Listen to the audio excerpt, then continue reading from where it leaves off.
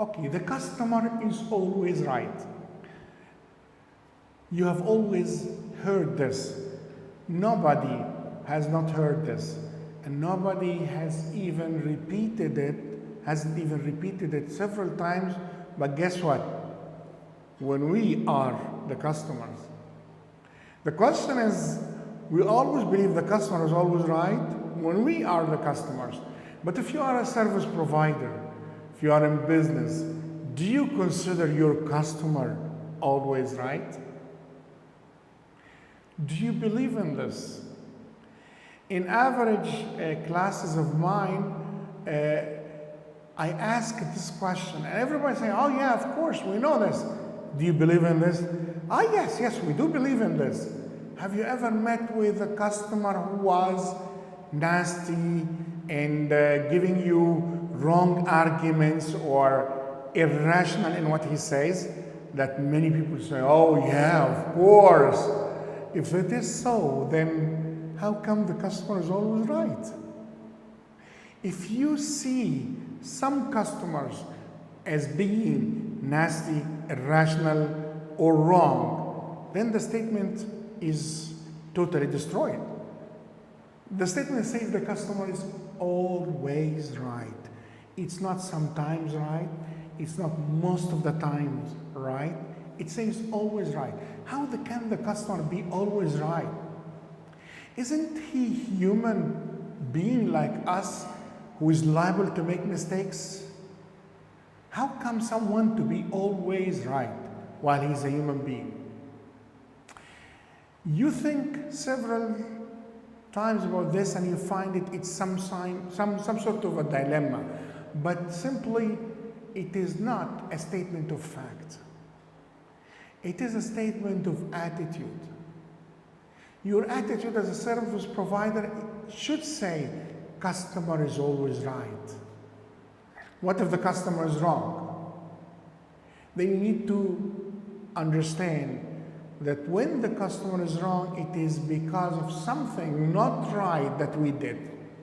So it's back to us, not to the customer. If the customer misunderstands, then I was not very clear in explaining to him. If the customer objects, then I'm not offering the right thing. So if you think of several possible situations where the customer is not right, always get back to the phrase and say, there is something wrong, but not in the customer, probably in me. All right, we always say, whatever problem that you face with the customer, it is nothing but reaction to what we did.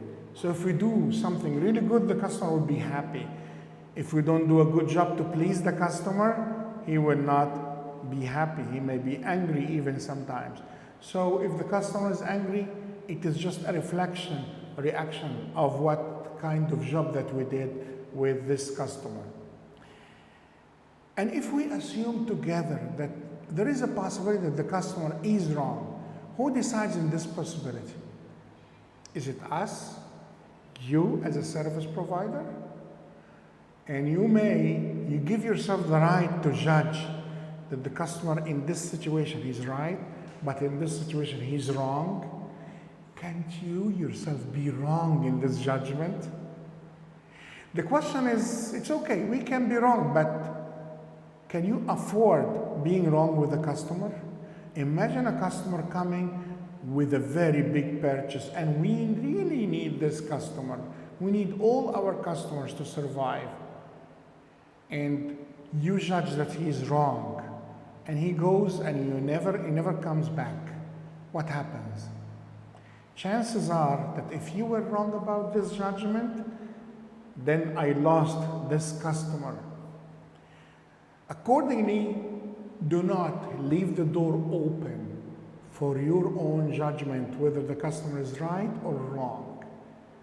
So simply, the customer is always right. Now, do you promise me to consider the customer as always right? But not only when you are the customer, but also when you are the service provider. This is very key, and that's why I decided to start with it. Now, let's move to the second phrase, which says that the customer is the most important person ever existed in our business, whether in person, in post, or virtual.